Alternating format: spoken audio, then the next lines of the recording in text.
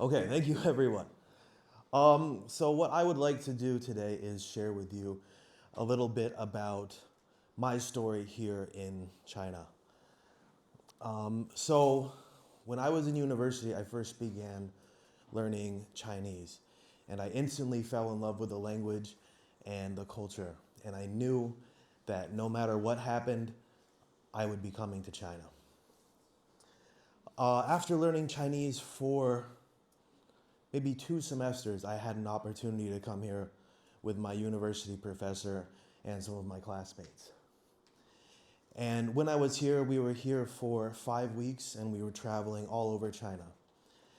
And I made a decision and I told my professor, I'm not leaving.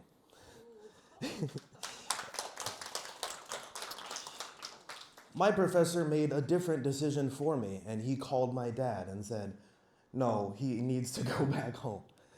But I had my mind set that I was going to come to China and nothing was going to stop me. So I went back to the United States and I studied very hard. I was in the top of my class for Chinese, getting 90s on the test, hundreds on the test, and I thought, oh, this is great. Coming to China will be no problem. It will be very easy. I'll be able to speak Chinese very well, and I'll be able to make friends with no problem. That is not what happened. So, my first problem came when I realized that I would be late for my flight. And I had to email my university and tell them I will be late.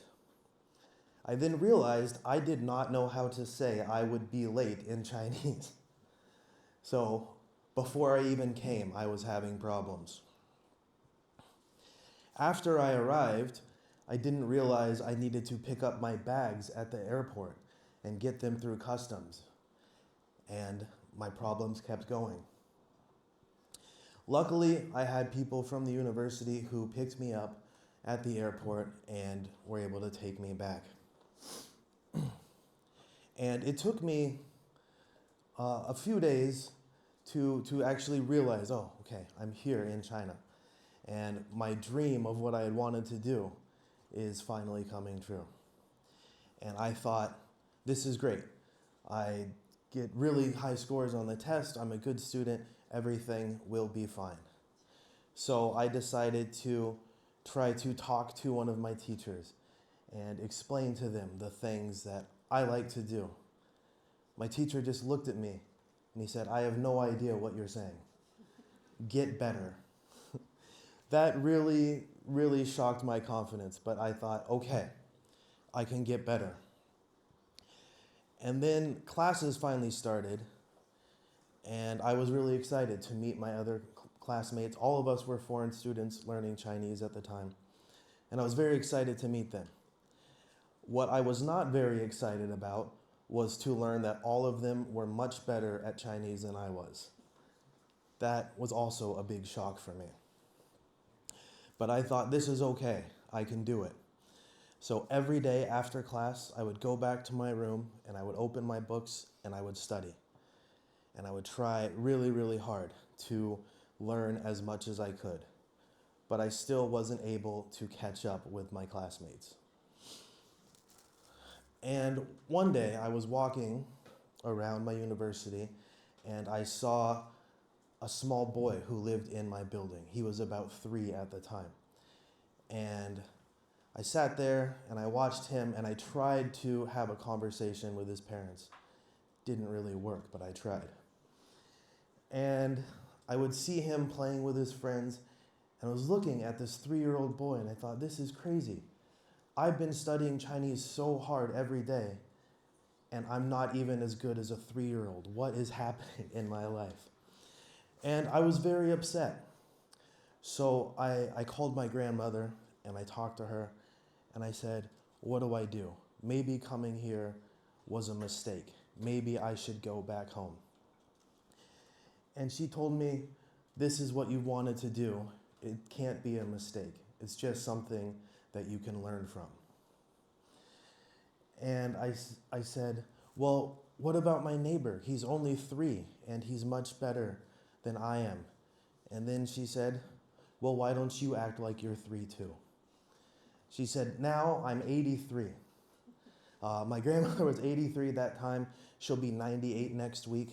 And she told me, she said, you are only as old as you feel. She said, I don't feel like I am a grandmother in my 80s. I am only as old as I feel, and that's what you should do. Just because you are a certain age doesn't mean you can't act differently. So I decided to take her advice, and I started spending time with my 3-year-old neighbor. And I would watch him playing with his friends outside. I would watch them talking, and they would watch TV shows, and they would sleep all the time. And I thought, wow, that looks really great.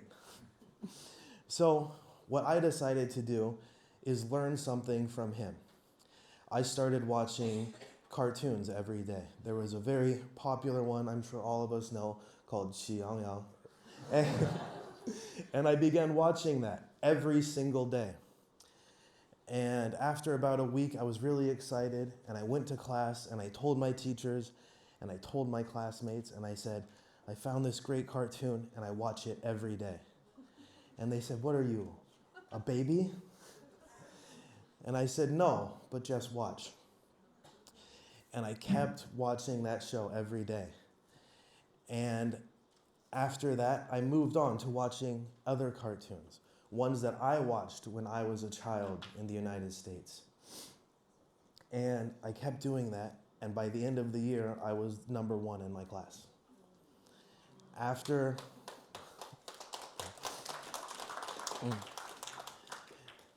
another semester, I was given a Chinese government scholarship to do my master's degree here in China.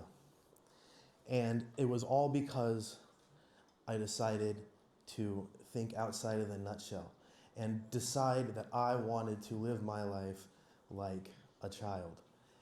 And that's something that I hope that all of us here can realize, because there are so many people that I see and that I talk to, my students, my friends, and they say, I feel so constrained. I see people doing things and I really want to do them, but I just feel like I can't. They put themselves in this nutshell, and that is not something that we have to do. You are only as old as you feel, and you can do anything that you want. Thank you.